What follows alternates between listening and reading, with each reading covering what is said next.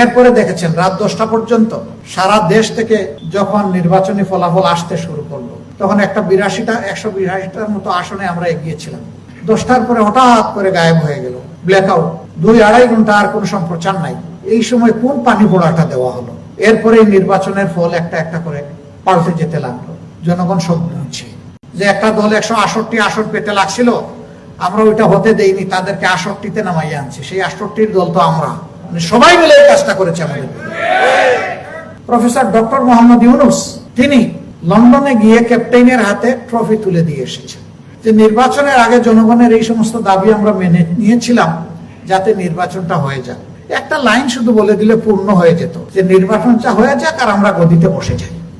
এই নির্বাচনের পরে অনেকে কষ্ট পেয়েছে যে আমরা খাওয়াইলাম মজর, এখন মোটা হয়ে গেছে কোটায়, কিভাবে হইলো বুঝলাম না। ভোট দিলাম একদল, আবার সরকার গঠন করে আরেক দল।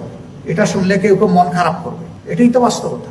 তা না হলে রেজওয়ানা হাসান কেন বললেন যে একটা দল 168 আসন পেতে লাগছিল, আমরা ওইটা হতে দেইনি, তাদেরকে 68তে নামাইয়ে আনছি। সেই 68-র দল তো আমরা।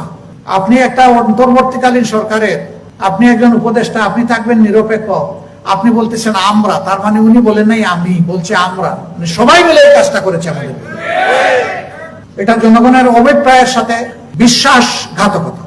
এরপরে সরকারি দলের একজন প্রতিমন্ত্রী বলে ফেললেন যে হ্যাঁ, ছাত্রদের নেতৃত্বে আন্দোলন হয়েছে, আন্দোলন সফল হয়েছে, তবে সেই আন্দোলনে আমরাও ছিলাম, সবাই ছিল। কিন্তু প্রফেসর ডক্টর মোহাম্মদ ইউনূস তিনি লন্ডনে গিয়ে ক্যাপ্টেনের হাতে ট্রফি তুলে দিয়ে এসেছেন। নির্বাচনের আগে যদি ক্যাপ্টেনই সিলেকশন হয়ে যায় আর ট্রফি তুলে দেওয়া হয়, তাহলে নির্বাচনের দরকারটা কি? এটাকে জাতির সাথে একটা তামসা নয়? আমরা যখন বললাম নির্বাচনে ইঞ্জিনিয়ারিং হয়েছে, তারা বললেন না, হয় নাই, জামাত মিথ্যা বলছে। এখন দেখা যায় রাজসাক্ষীও পাওয়া যাচ্ছে। আবার আরেকজন মন্ত্রী বললেন যে নির্বাচনের আগে জনগণের এই সমস্ত দাবি আমরা মেনে নিয়েছিলাম যাতে নির্বাচনটা হয়ে যায়। একটা লাইন শুধু বলে দিলে পূর্ণ হয়ে যেত যে নির্বাচনটা হয়ে যাক আর আমরা গদিতে বসে যাই। তার মানে কি?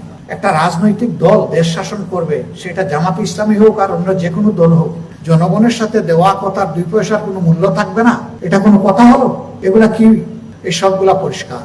এরপরে দেখেছেন রাত 10টা পর্যন্ত সারা দেশ থেকে যখন নির্বাচনী ফলাফল আসতে শুরু করলো, তখন 182টার মতো আসনে আমরা এগিয়েছিলাম। 10টার পরে হঠাৎ করে গায়েব হয়ে গেল, ব্ল্যাকআউট। 2-2.5 ঘন্টা আর কোনো সম্প্রচার নাই। এই সময় কোন পানি পোড়াটা দেওয়া হলো? এরপরে নির্বাচনের ফল একটা একটা করে পাল্টে যেতে লাগলো। জনগণ সব বুঝছে। হ্যাঁ, মানুষ পরিকল্পনা করে আর আল্লাহ তাআলা মহা পরিকল্পনা করে।